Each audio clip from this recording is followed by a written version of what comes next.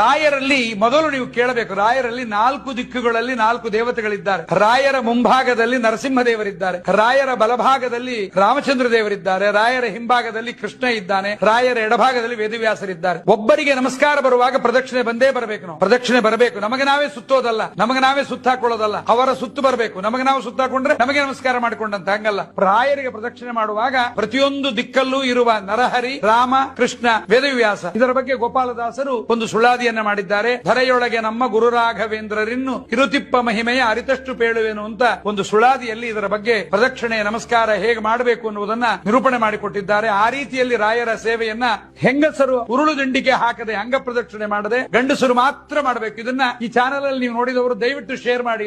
ಇದು ಅನೇಕರಿಗೆ ತಲುಪಲಿ. ಇದು ಅಂಗ ಪ್ರದಕ್ಷಿಣೆ ಮಾಡಿ ಅನೇಕರು ಪಾಪ ಕಳಿಸ್ಕೊತಾ ಇದ್ದಾರೆ. ಪುಣ್ಯ ಗಳಿಸಿಕೊಳ್ಳುವುದಕ್ಕಿಂತ ಪಾಪ ಬರುತ್ತೆ.